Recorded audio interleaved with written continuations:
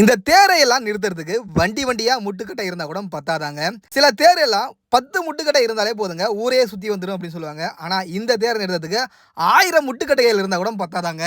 ஏன்னா இந்த தேர் கிட்டத்தட்ட 350 டன் எடை கொண்டதாங்க. இந்த தேர் தான் ஆசியாவிலேயே மிகப்பெரிய தேரான திருவாரூர் ஆழித்தேர். திருவாரூர் ஆழித்தேரோட்டத்தப்ப முட்டுக்கட்டைகள்லாம் எப்படி செதறது அப்படின்னு பாருங்களா. இந்த முட்டுக்கட்டைகள் எல்லாமே புளிய மரத்துல செய்யப்பட்டதுங்க.